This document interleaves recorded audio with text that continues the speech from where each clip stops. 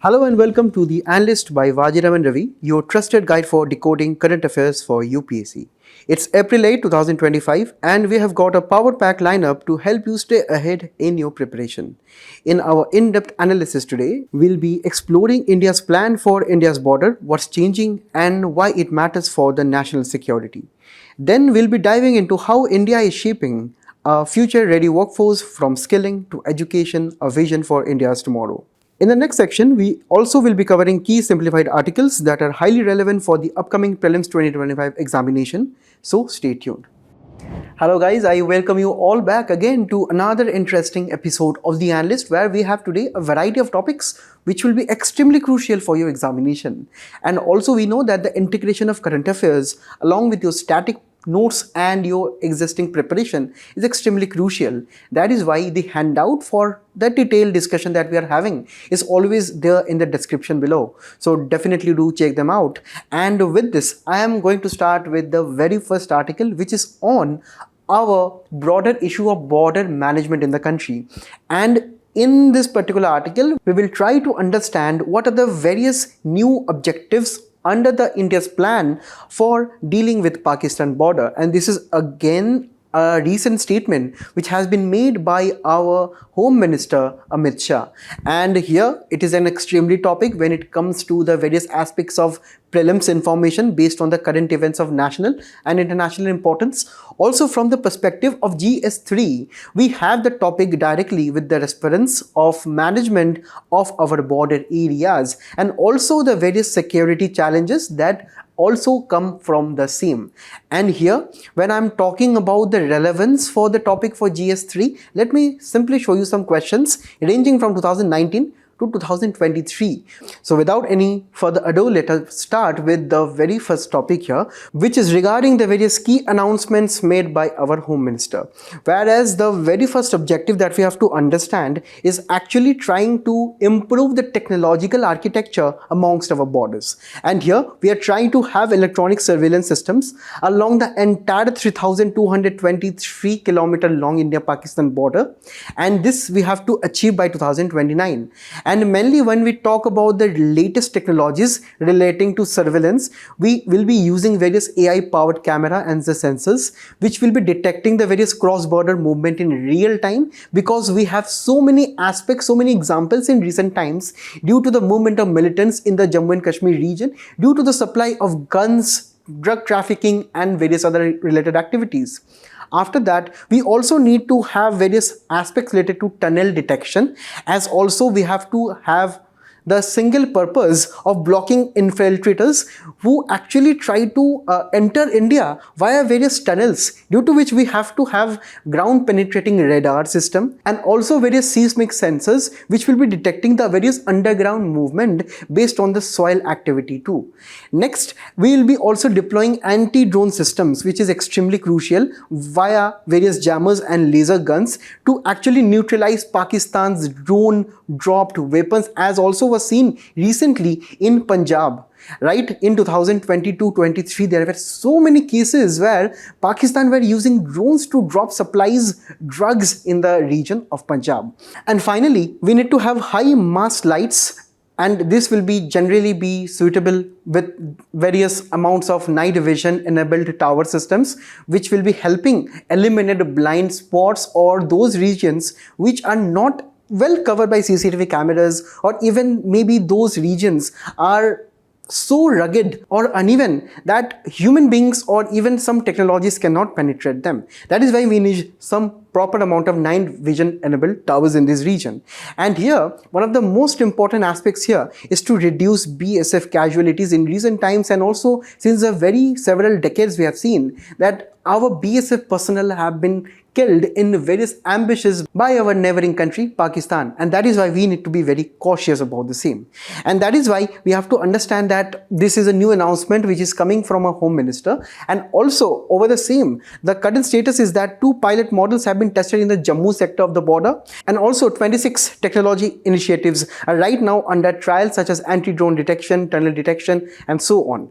Now here we have to mainly discuss here about the strategic importance of the recent announcement. Firstly, we have to counter Pakistan's proxy war. Pakistan have been using various militants in our Jammu Kashmir region to actually pose a challenge to our border security forces. And that is why we have to be extremely vigilant here, because when we talk about the various terrorism related activities, they have amounted to more than 30 in just 2021 to 2025, with the latest Kathua attack that took place recently that we are all aware of. And these things actually pose a huge security threat in our border areas. Also, we understand that drones are being used for smuggling, for arms trafficking, and various other aspects, due to which we now need a tech-driven smart fencing. And here we can actually draw inspiration from the Israeli system, where we know that Israel is actually a very popular force along the entire security architecture of the world, where Israel is having one of the most modern military systems in the entire world. And that is why we can actually try to have smart fencing facilities, as we have just discussed using the technologies in the previous slide. Next, it is also mostly that is targeted against reducing human casualties. When we talk about the entire Indian border, we know that these are actually been patrolled by and protected by the various Central Armed Police Forces. Now, we have the Central Armed Police Forces, as in the Border Security Force, Indo-Tibetan Border Police, Shastra Seema Bal, and the Assam Rifles. And we can see here, alongside the same, BSF is actually bordering the India-Pakistan and India-Bangladesh border. ITBP is actually trying to border India and China's borders. We have the SSB, who is actually guarding the Nepal and Bhutan border. And finally, we have the Assam Rifles, who is patrolling the Myanmar borders. And these forces are extremely crucial for the territorial integrity of our country. And that is why when we talk about the BSF's role in this particular area, they are extremely crucial, because they are the first line of defense. As we have seen in the various past several wars, BSF have been bearing the brunt of majority of the adversaries between the two countries. And that is why we have seen in the recent times there are lots of casualties that is coming from this particular sector. And here we have to understand that each and every lives lost, with reference to our BSF brothers, is actually very costly. So that is why we have to keep in their condition in mind. And that is why we have to understand the main challenge is that we have around 560 plus BSF personnel who have been killed since 1965. So that is why we have to keep this approach, and we have to involve technology, and we have to save the lives and also keep the border integrity in mind. Finally, when I talk about the integrated border management, it is actually India is trying to have an holistic approach, a complete approach, when it combines the CCTV cameras, the drones, the patrols, and also the human aspect of the border management. So it is all about integrating the technology here. And here we'll be also having a particular budget for the various sectors in our borders. So that is why it will be maintaining a comprehensive border management policy. And here we have to also look at various other government initiatives. This was actually one of the initiatives in recent times that Indian government is actually thinking our Indian-Pakistan border. But over a period of time, we also have so many other initiatives too. Firstly, we have the CIBMS, which is actually a smart fencing government initiative, which is actually prevalent now in the India and Bangladesh border, because we have so many aspects or evidences of illegal trade between the border areas of India and Bangladesh, where we have also instances of cow smuggling in the region, due to which we are trying to have smart fencing using proper amount of sensors, computations, and satellites. Now here we'll be using various CCTV cameras, thermal images, and also command centers. Next, we also have the integrated checkposts, which will be facilitating trade, immigration, customs at various border outposts. We have various border outposts between our neighboring countries. So at each of these outposts, we will be having the integrated checkposts, where we not only will be looking at the security architecture, we also will be looking into the various immigration aspects, also the trade related aspects. Herein, the IB also will be playing a very, very important role in the country. Next, we have the border area development program, which will be developing schools, road, mainly it will be developing both the physical and social infrastructure. Physical infrastructure refer to the roads, the highways, and the various office buildings and the various installations when it pertains to infrastructure sector. Next, when it comes to social infrastructure, it is also about building various hospitals, schools, colleges, universities, so that the local capabilities of the people get boosted. Next, we also have the Vibrant Villages program, wherein we'll be developing 100 plus villages near China border to retain population and prevent out migration, because due to the various security threats posed by China in our India-China border, we have various villages who are either moving out or also who are actually suffering by various economic issues in those border areas. That is why the government of India have actually planned to redevelop the entire villages in these border areas to give them economic opportunity, to also boost the tourism sector in the region. Next, when we talk about the coastal security, that is also extremely important, because we obviously have the land borders in our mind, but the coastal borders can equally present a threat like our land borders. That is why we have the various aspects of having biometric ID cards for fishermen. We also have vehicle tracking systems to efficiently track Indian vessels and also non-friendly vessels in the sea. Also, we have the National Committee for Coastal Security, who will be overseeing the various initiatives in the region. Next, finally, we have the drone and surveillance technology, where our own Indian Army is using Rastam, Nishant, Ghatak unmanned aerial vehicles for monitoring of the border areas. And remember the PYQ that they have asked regarding the latest UAV that Indian government is using here. So that is why we have to be very observant regarding the various other government initiatives too. And finally, when I talk about the other aspects, generally the constitutional and legal aspects of border management, they become extremely crucial. Mainly for prelims examination, we have to keep this in mind. Firstly, when I talk about the legal framework, we have the Article 355, where the center's duty is mainly to protect the states, the various states in our country, against external aggression. You let me know in the comments under which broader polity topic it falls under.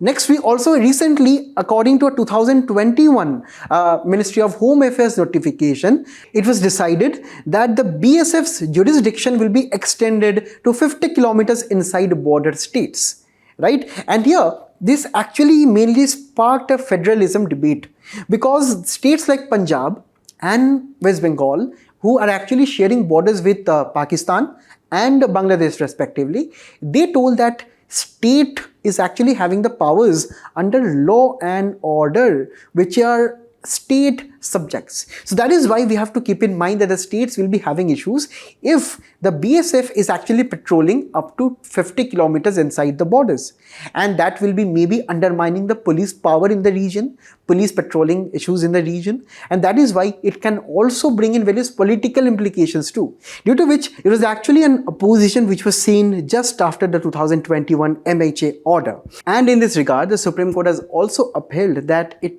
is under the national security agenda that we have to uphold the center's authority on the various aspects related to border management, related to BSF patrolling and various other issues. Also, next we have the free movement regime, which recently the center decided to scrap as of now, but we still did not have any single notification from Ministry of External Affairs or the Home Ministry regarding on the current status of the same. But mainly, we'll be understanding that the free movement regime was actually a better approach to manage the various borders, bordering towns and villages near the Indian-Myanmar borders, where the various families and the various peoples in this region, they had very close familial ties. And that's why, historically, it has been seen that various people from Myanmar, various people from India, they used to go in and out of our borders and into their country and vice versa. But over a period of time, this was misused by various miscreants, by various non-state actors to fuel insurgency in the northeast and also to create trouble in India's internal security aspects. That is why in recent time there are various critics and also the mainly the government of India who are highlighting the issues with the current operating standards of the free movement regime. So that is why exact status as of now is not confirmed yet, whether it is there or not, but as of now it is still operation, and it is actually a broader government initiative, or say will be a decision to repeal it in the near future. Next, we also have the Forest Conservation Amendment Act 2023, who actually have allowed the various felling of trees near our Indian borders, mainly for the development of the bordering regions. And that is also, we have to keep in mind all of the constitutional legal aspects along with the various government initiatives which keep our border management strong in recent times. But obviously we have challenges, we have various key challenges when it comes to India's border management. Firstly, that is the most common challenge, which is pertaining to our infrastructure gap in the regions. So that is why when we talk about the various roads, they often stop 60 to 80 kilometers just before the borders. So the last mile connectivity to our Indian borders in many regions are not being properly developed. And here our BRO, popularly known as PRO or Border Roads Organization, in recent time have been constructing various roads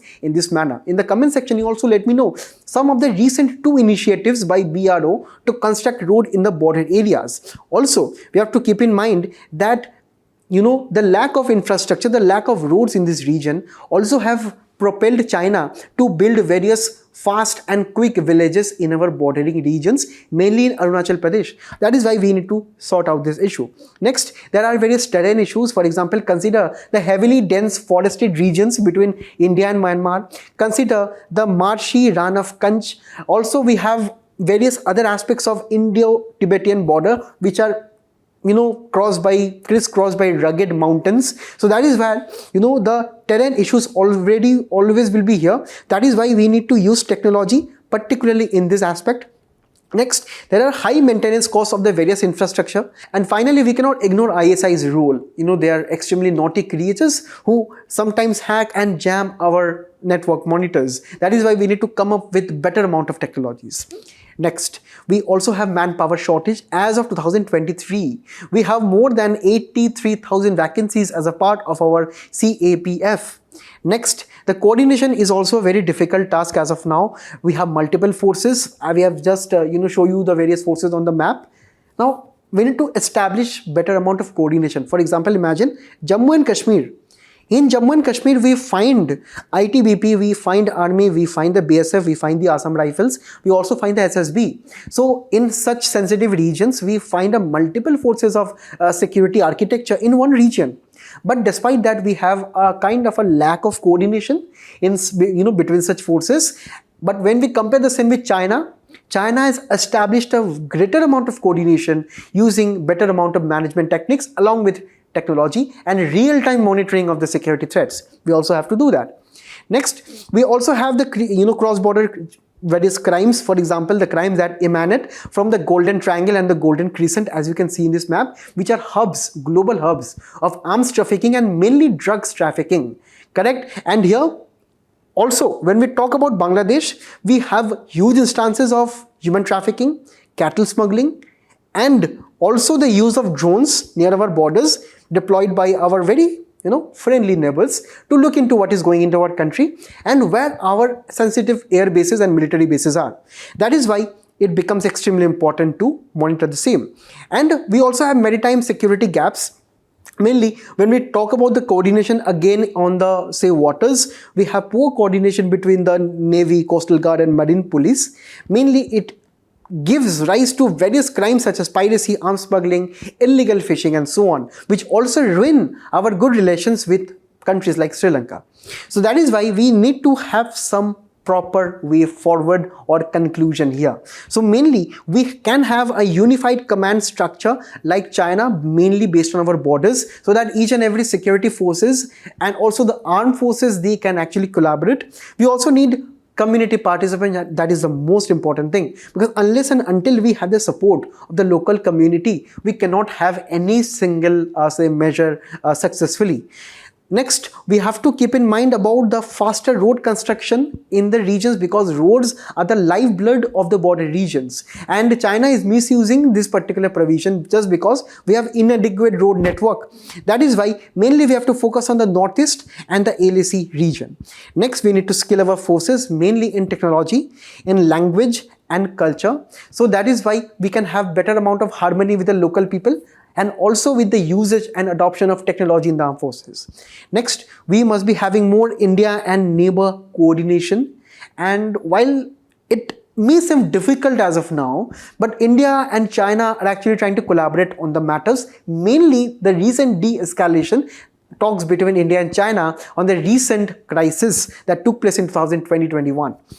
Also, we can have better amount of marine domain awareness by having coordination centers, and also partnering with like-minded countries in the Indian Ocean regions such as US and various other Western nations. And finally, we need to develop our internal manufacturing sector, primarily via actually trying to have various industry and DRDO and various other institution partnerships to boost indigenous technology, for example the Netra drones. So that is why in this manners we can actually have a better amount of security architecture in our border areas, not only in India-Pakistan border but also in the rest of the borders too. And that is why we have a practice question for all of you. Do solve it. You let me know 2-3 of your points, of your own individual points, in the comments below, so that we can actually foster critical thinking while we are attempting mains answers. Now to the next one. Mr. John Kennedy has written an excellent article, and here this is a very good summary of the skilling imperatives in the country, because this article is talking about how India can have a future ready workforce in the near future. And this is regarding the two important reports by the World Economic Forum, that is Future of Jobs Report 2025, and also by the QS World Future Skills Index, which contain critical and crucial information for India to adapt and learn to transform its skilling ecosystem in the country. And that is why it is becoming very important for prelims to be aware of the various initiatives related to skilling. Also, for GS3 mains, we need to talk about the Indian economy and the various issues pertaining to mainly employment, as we can see in this kind of PYQs. So definitely, based on this kinds of questions and the inspiration, let us start the topic by mainly looking at the key findings from the two important reports. And between these key findings, please keep in mind, students, that we are not only discussing the data.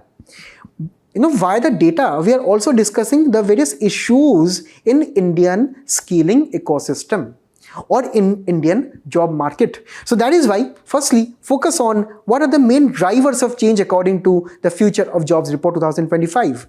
As we can see here, over a period of time, the fastest growing and declining jobs by 2030 will be these. The fastest growing job will be big data specialists, fintech engineers, AI machine learning specialists, software developers, and so on. We also have various aspects of UI designers, we have data analytics. So mainly we have mainly the internet and the digital skills that we have to keep in mind. And the fastest declining jobs will be postal service clerks, bank tellers, data entry clerks, cashiers, material recording, stock taking, accounting, bookkeeping, and so on. So we have generally the manual tasks which can be easily be done by a computer or an artificial intelligence program. So that is why in this report, generally it is, there are the various drivers of change based on, say, the various technology and the digital access, which 60% of the employers of the world have agreed that yes, technology and digital access are actually driving employment trends. That means that people who have better skills in tech and also in various other aspects, they are more likely to be hired, and they are more likely to be also getting higher wages in the future. 50% of the employers also cited that there are various economic conditions which are going on in the entire world. For example, Trump playing with the entire world with tariffs, or the various wars which are going on. They also determine employment. But at the end of the day, we also have the important aspect on skilling people too. And finally, many employers have also cited that climate change is also a reality which is impacting the job market. Mainly in African countries, or mainly in countries which are prone to climate change. In those areas or in those countries, the aspect of jobs will be very much vulnerable. Next, when we talk about the job market predictions, by 2030, new jobs will be created to the tune of 170 million, say, employment or new jobs. And this will mainly be driven in areas such as AI, green energy, data, as we have seen here, correct? And also the jobs that will be displayed will be at the tune of 92 million jobs. And mainly these are these manual, clerical kind of jobs. So that is why we have to keep in mind some of the skills which are in demand according to the report, mainly the technical skills, soft skills, and mainly what we have to keep in mind that by 2030, it is estimated according to this report that 59% of the workers will be needed to be reskilled again. That is, despite their skills right now, they need to upgrade to the latest amount of skills. Now, going on to the next report, that is the QS World Future Skills Index, we have to look into India's position and some of the issues also. When it is actually about the recruitment here, India's score is 99.1 out of 100. That is extremely good. The global rank is second, which means that India has a very strong hiring potential in the future, simply because India is a very young country. And right now we have a lot of focus on AI, on space technology in our schools and colleges themselves. So that is why going forward, this report is telling that maybe India of the future will be extremely skilled.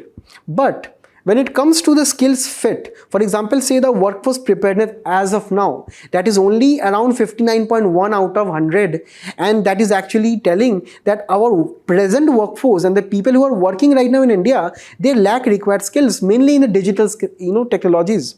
Also, when you talk about the academic readiness or how ready our schools and colleges are to equip our young bright minds or students with skills such as fintech, financial technology, with space technology, with artificial intelligence, right? They are also lagging because globally India is ranked at 26th, which is extremely low.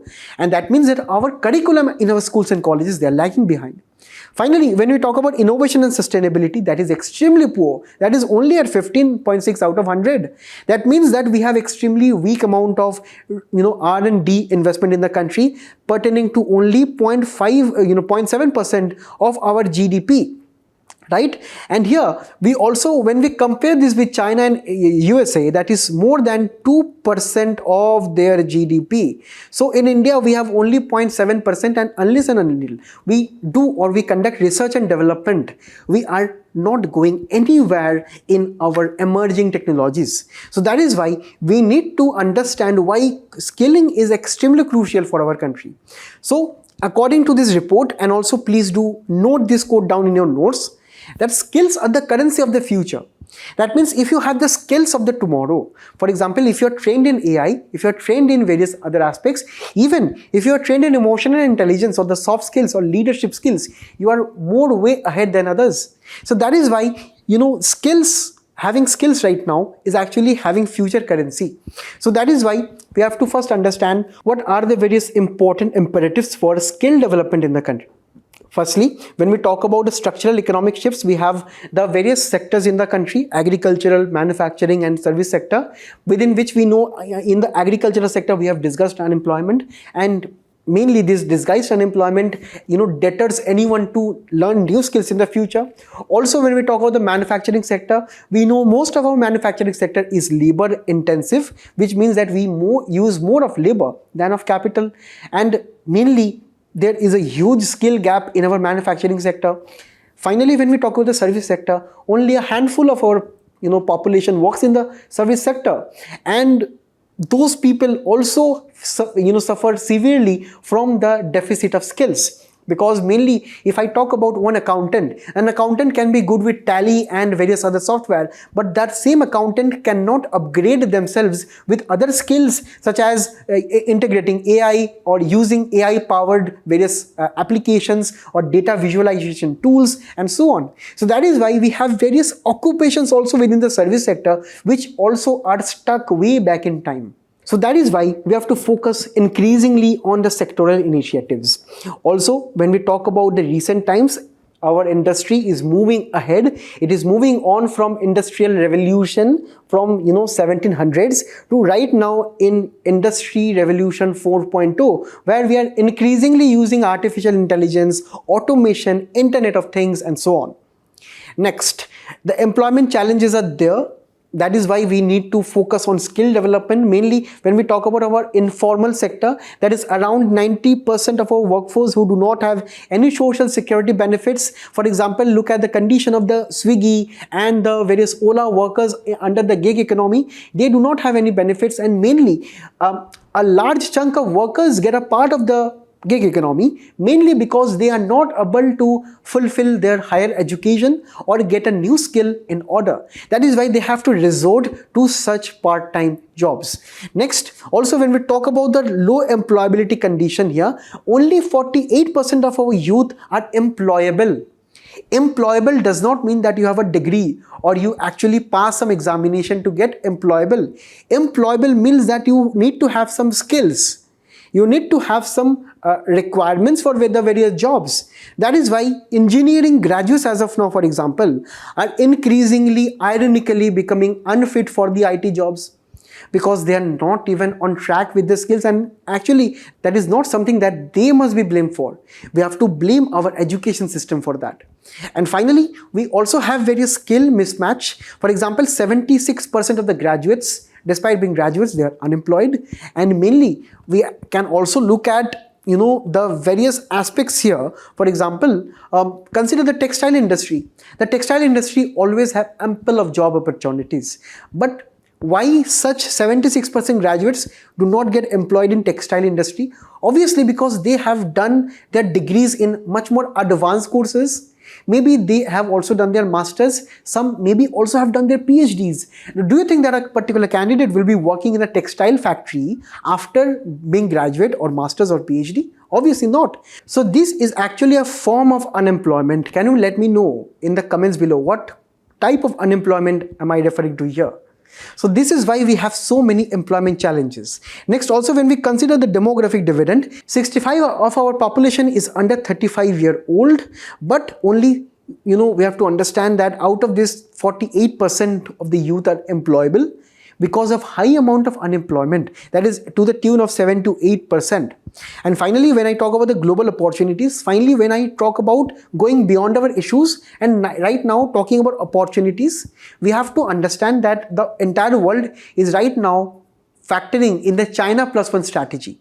That means that over a period of time, there are various companies such as Apple and various other manufacturing giants who are thinking right now of moving beyond China, diversifying beyond Chinese borders, and mainly countries like Vietnam, India, Indonesia, they come into the fore, where the companies who are trying to diversify, they are setting up bases in countries like us. So that is why China Plus One strategy presents an excellent opportunity for the various, people to get, jobs in the future.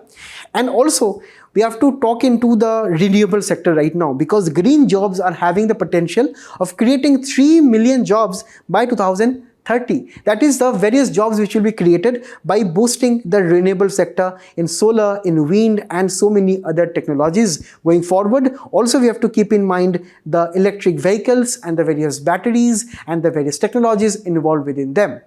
So that is why we have to understand over a period of time, government actually took various initiatives and programs. Firstly, when I talk about the flagship schemes, we have the Pradhan Mantri Kaushal Vikas Yojana, which gives the opportunity to have free skilling training and also certifications. And this has created around 1.4 crore skilled people since 2015. We also have the National Apprenticeship Skills, where we will be having various tie-ups with various industries, where as of now we have trained around 5 lakh students per year. Finally, when we talk about the green skill, this is actually talking about boosting the jobs in the environment sector, where we have trained around 80,000 people. Next, we need to look into the various sector-specific programs. Firstly, we have to start with the sector which employs the most people after our agricultural sector, that is our textile industry. And herein we have the scheme known as Samarth, where around 4 lakh workers have been trained in this particular aspect. Also, when we talk about the digital skills, we have the Future Skills Prime, where we are trying to skill people based on artificial intelligence, blockchain, Internet of Things, and so on. Based on our minorities, we have the skill known as Sikho or Kamao, that wherein we have around 2 lakh beneficiaries. Alongside the same, we also have various institutional support based on mainly the National Skill Development Corporation, which has partnered with more than 10,000 plus training centers and also with prominent private sector companies too. And finally, we have the Pradhan Mantri Kaushal Kendras, where we have 500 plus centers for industry aligned courses so that people can actually get skilled and finally also get jobs. So that is actually the major broader areas where the government of India is having various skilling initiatives. Despite that, we have so many other skilling initiatives too. In the comments, you can let me know more 2-3 of the initiatives. But here, the editorial is giving us some of the solutions for our future ready workforce as of now. Firstly, we need to have drastic educational reforms. We need to have a curriculum overall. The national education policy recommended vocational training, recommended various extracurricular activities, recommended also various industry tie-ups with the schools and colleges to actually give the students hands-on experience on the various new technologies and the new jobs that can be created at the school level and at the college levels themselves, mainly based on entrepreneurship, technology, innovation, and so on. That is why we need to have better amount of AI, data science in schools and colleges, which are the new emerging jobs, as we have seen in the very first slide, right? We have to go from project-based learning to experimental-based learning, which the Western countries are popular for. Next, we also need to factor in the green education right now from the school itself. We need to promote, just like doctors, engineers, UPSC and so on. We also have to promote the aspect and the potential for green jobs that can be created, because this is actually a new world altogether. The world increasingly is transitioning to greener technologies, and this can be a very lucrative kind of a job in the near future, where climate technology, circular economy and various other aspects can be promoted. Mainly, we can have sustainability research hubs at various universities to actually attract various talent. Next, we need to have industry academia partnerships, wherein we can actually mandate 6 months of industry training to all of the graduates in the country, and mainly the graduates while they are actually undergoing graduation.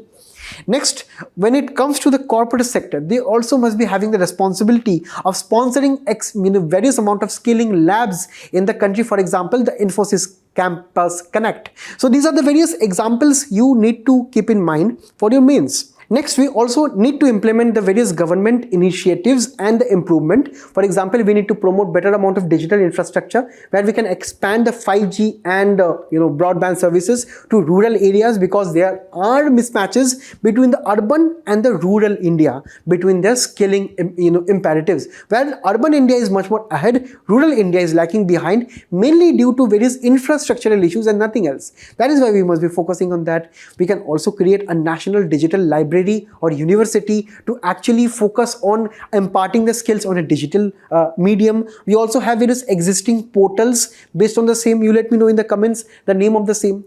Also, we need to have boost regarding our research and development to increase it to 2% of the GDP, just like China and US, where we need to use the money to fund startups in various artificial intelligence, skill and technology and so on, because if we start funding right now, then only we'll be reaping the benefits going forward.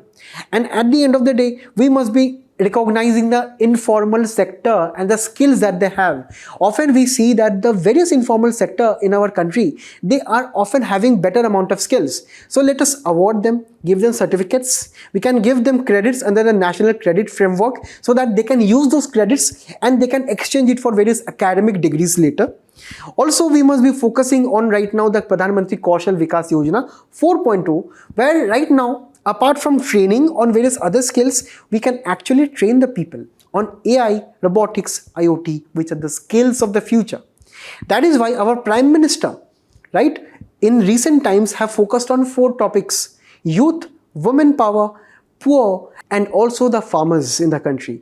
So that is why, keeping this in mind, you can have this as an introduction to this question that you can practice. Now we will be moving on to the simplified articles. Guys, recently we have a recent report from the Association for Democratic Reforms on election funding in the country. And here we can see that the BJP has topped the list of political donations in 2023-24 2024. And here we have to keep in mind that this is an extremely important topic for our Indian polity and governance, where we have to factor the various amounts of political donations and where are the sources that we can actually attribute it, right? And also for mains, when we talk about the salient features of the Representation of the People's Act 1951. So that is why we have to keep these particular topics in mind. And mainly when we talk about how political funding works in India, firstly let us look at the various figure which is given in the news article.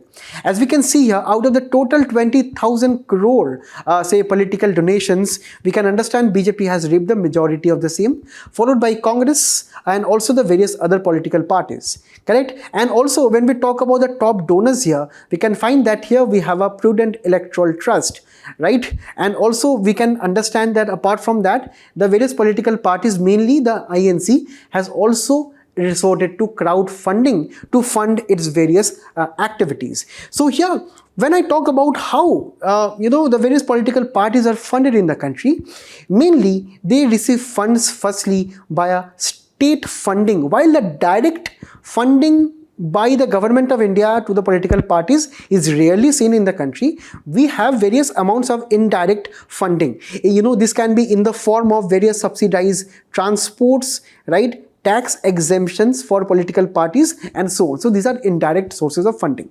Next, we also have the corporate funding under the Companies Act of 2013, RPA Representation of People's Act 1951, and also the FCRA Act. Within the same, we have so many provisions as to how the companies actually can donate to various political parties. But despite that, we have some amounts where Section 182 of our Companies Act permits the companies to actually contribute to the political parties. Next, we also have the electoral trusts, which are actually run by a private company, and these private companies, they do what? They pull in the various donations from all of the people here, and here this actually try to disseminate later this particular pool of donations to their respective political parties. After the same, we also had the electoral bond scheme, which recently the Supreme Court scrapped, citing that it is actually going against the spirit of democracy, spirit of fair and free elections, because mainly the donations via the electoral bonds were extremely opaque, and these were casting questions on how these contributions were going to some of the political parties and based on what kind of interests.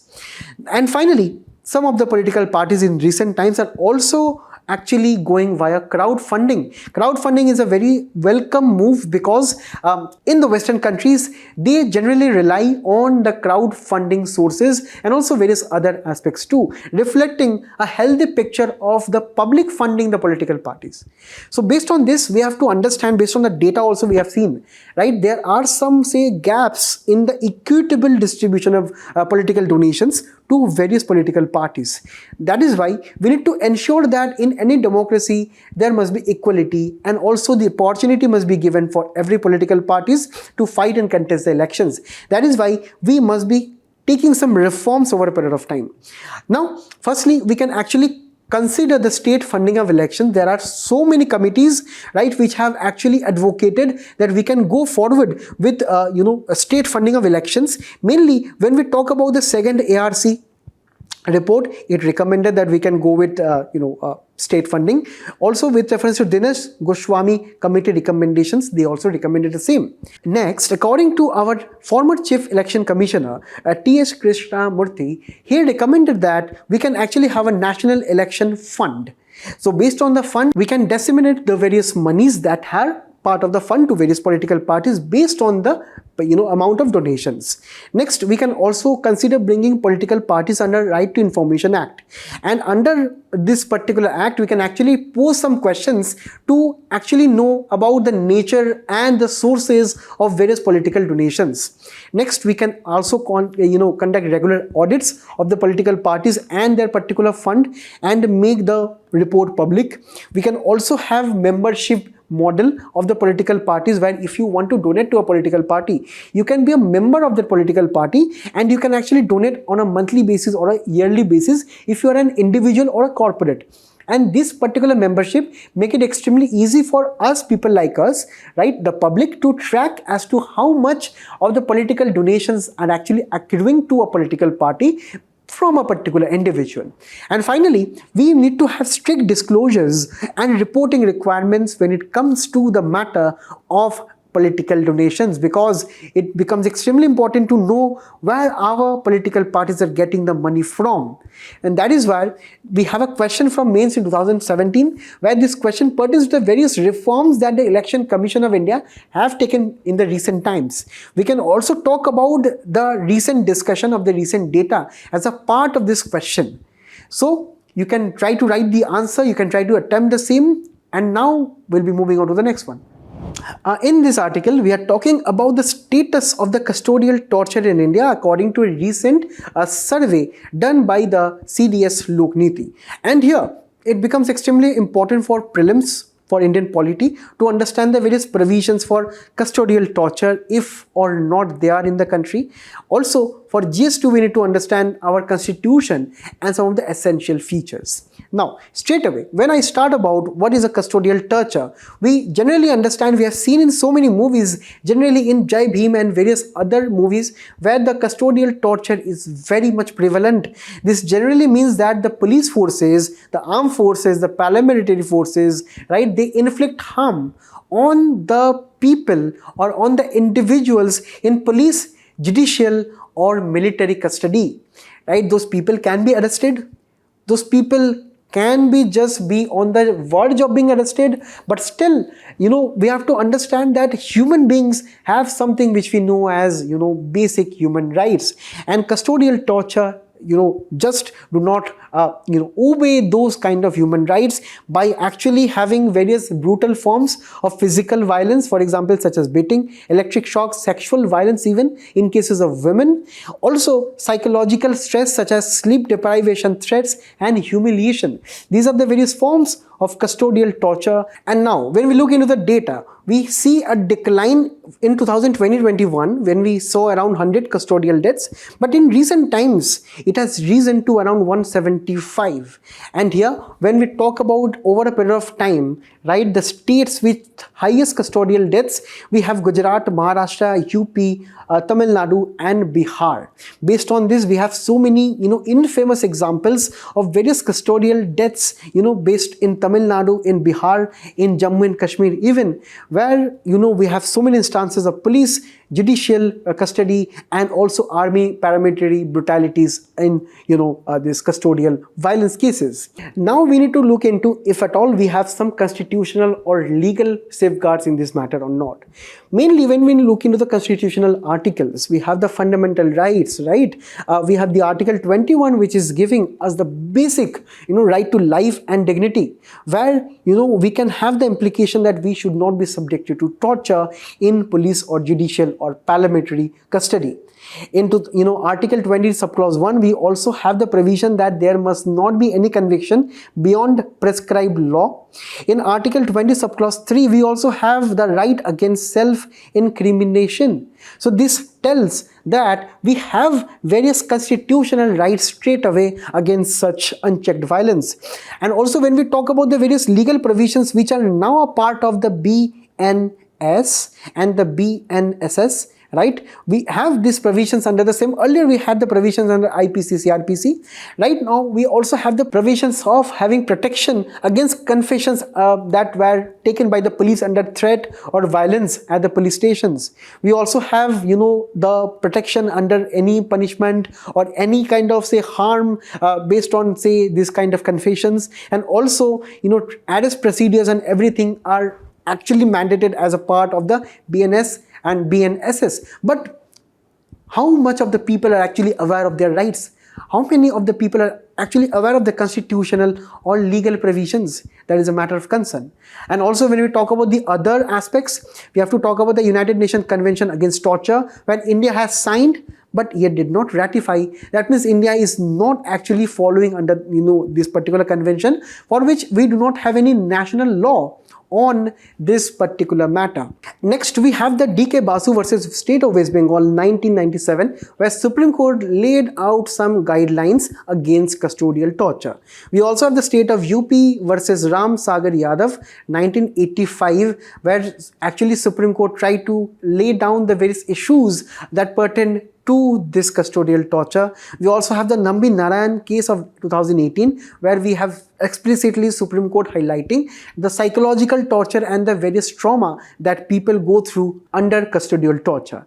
And finally, we have the NHRC guidelines, where reporting of custodial death or any rape within 24 hours is must, and this must be furnished by the district officials based both from the district administration and the police administration.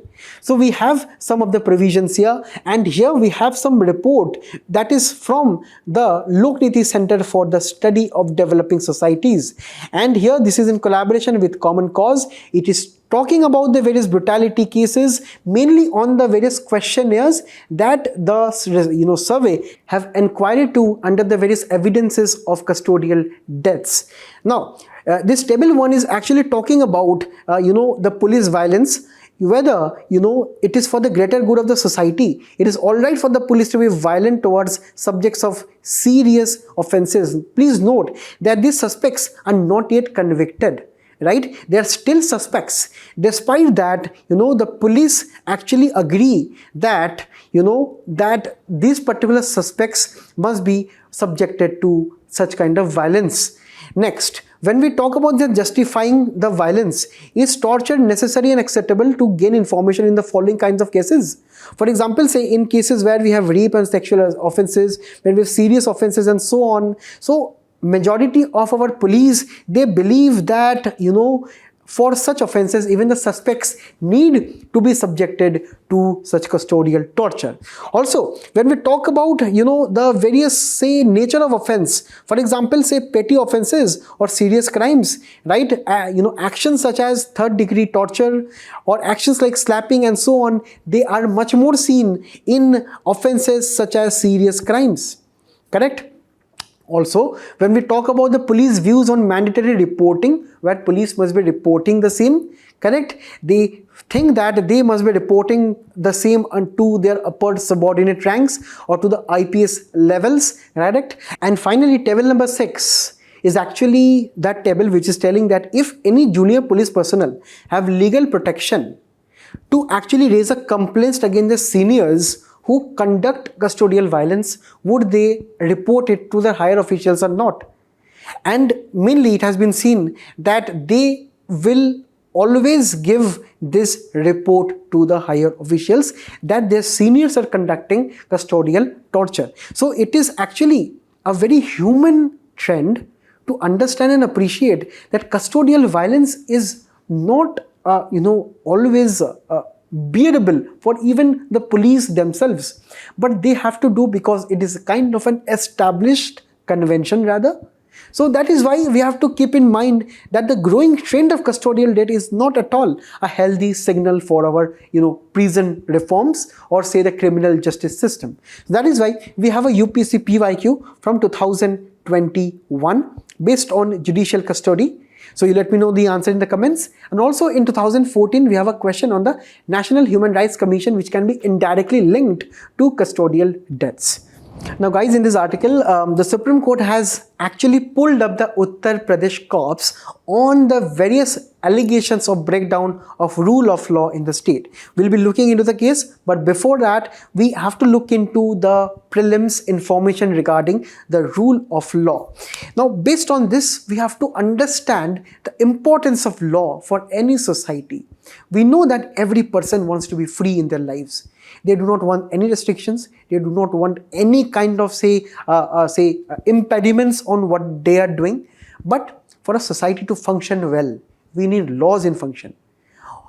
Despite that, we know sometimes that the law can be oppressive for some people, but it is for the overall benefit of the people that we must be keeping the law and order in mind. In the words of James Harrington, who told that we need to have empire of laws, not empire of men. If we do not have laws, it will be some selected men, some powerful men who will be dictating every single thing. That is why we need the aspect of various laws. That is why the rule of law signifies the governance of laws with reference to arbitrary authority action. We can have various governments, as examples from the world, mainly take the case of African nations, take the case of, say, Latin American nations, where they have so-called constitution or law in their country, but it is mainly the authority which calls all the shots. So it signifies that how well our laws are governed in the country. Using a particular set of legal framework in our country, we have the same as the Constitution of India.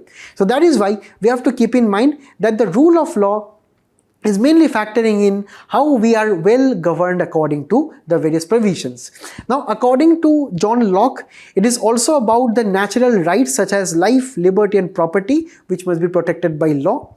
Montesquieu actually proposed the separation of powers to prevent tyranny of the authority, because if one single organ of, say, government, for example, say if legislature is having the executive, legislative and judicial power, then that particular body will be becoming too powerful. That is why there must be separation of powers. And finally, A.V. Dicey actually gave this, very established and well-known principles, that is the supremacy of law.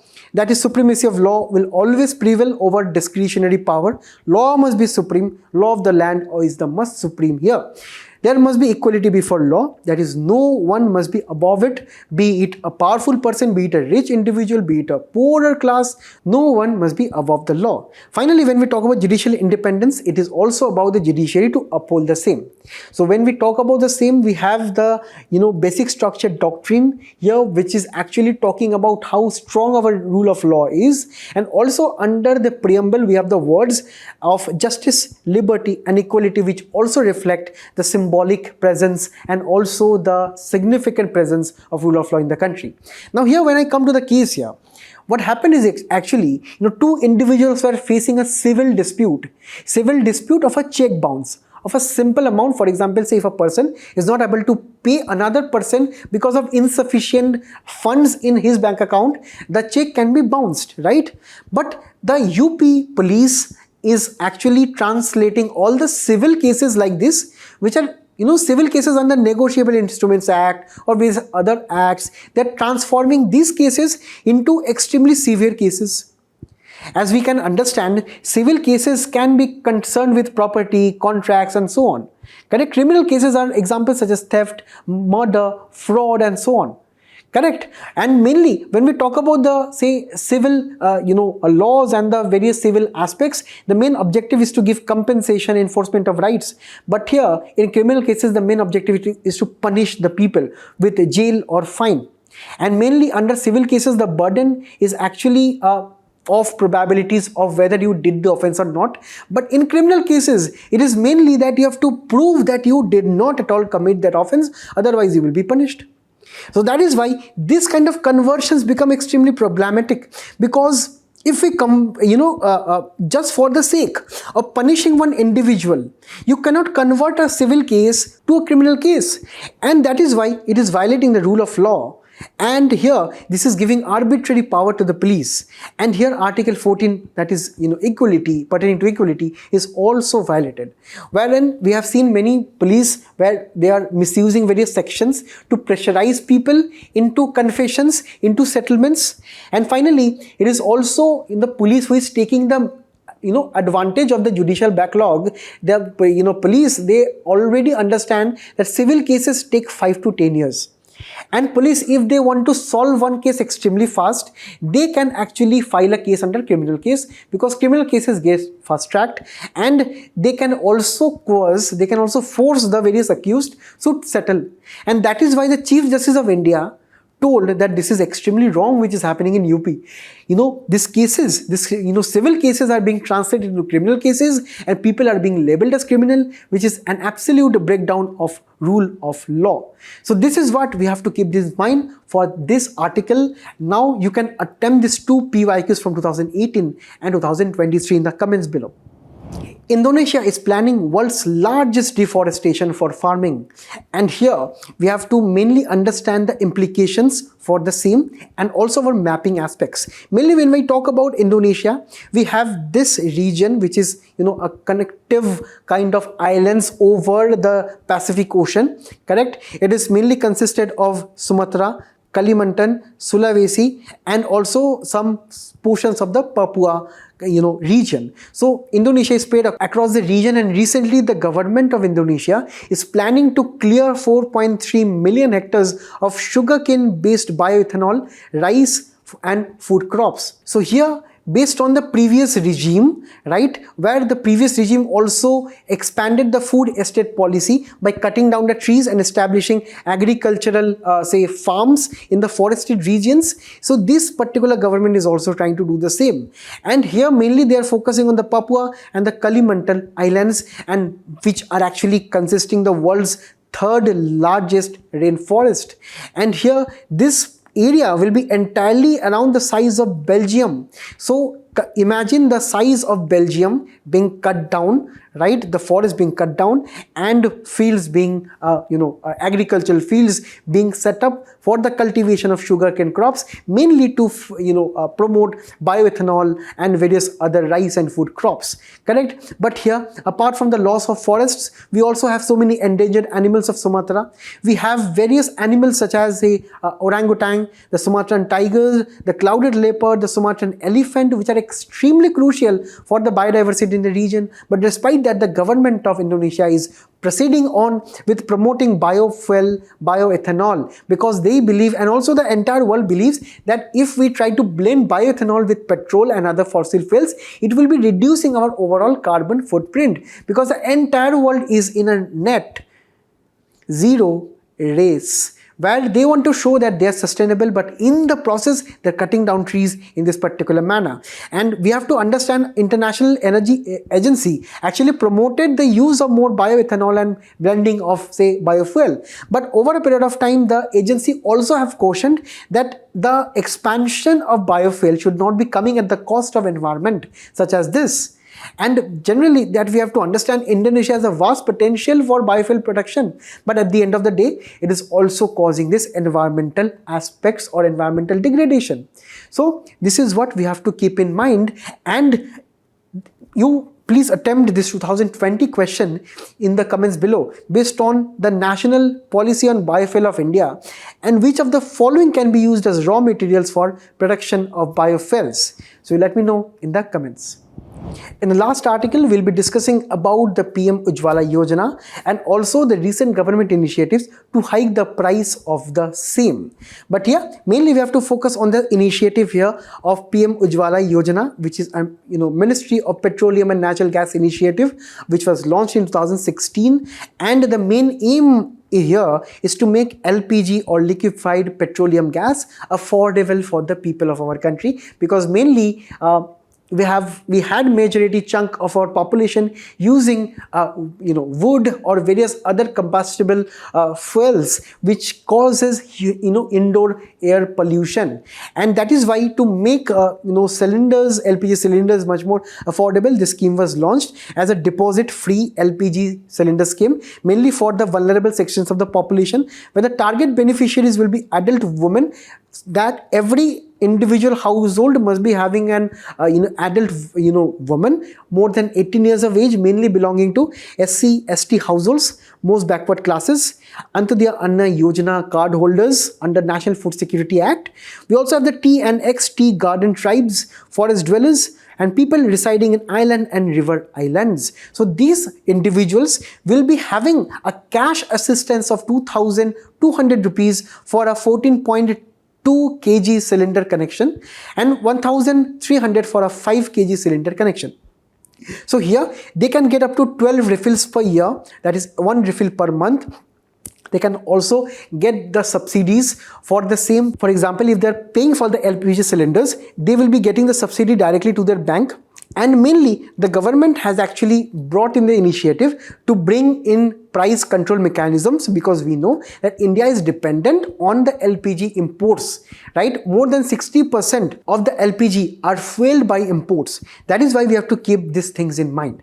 And here, mainly the role of the oil marketing companies will be to give the first LPG refill and the stove and the overall connections here, including the pipes, the cylinders, the burners and everything, and also giving a deposit-free connection. And mainly, when we talk about the success of this initiative, it has seen a high inclusion where enrollment has increased by 29% from 3.101 refills in 2019-20 to 3.87 refills in 2023-24. And here, when we talk about the other details, mainly the recent finance ministry decision to hike the price of the LPG cylinders, it is generally for the non-subsidized categories. It is not for the subsidized category. So these beneficiaries, they can actually relax that it is not for them. And also it is increase in excise duty on petrol and diesel will be at the tune of 2 rupees, mainly to compensate the oil marketing companies for selling the LPG cylinders at the loss under this particular scheme. That is why we can understand the oil marketing companies have 43,000 crore loss. That is why this 2 rupee hike can actually benefit them. And also the government straight away denied that this 2 rupee hike is not at all to counter the tariffs, or say to actually have more government taxes and more government reserves to counter the tariffs by Donald Trump. It is not like that. It is just to help the oil marketing companies here. And also another important report here is that India imports more than 60% of its domestic LPG consumption. And that is why we have to understand that the prices in the country are linked to the prices in the international market. So that is why time to time there can be increases such as 50 rupees in this particular manner over a period of time. Now, this was all for today. I thank you all for being a very patient audience. I hope the discussion benefited you. You please attempt the quiz which is following up. Thank you. All the best. Best of luck till we meet again. Thank you.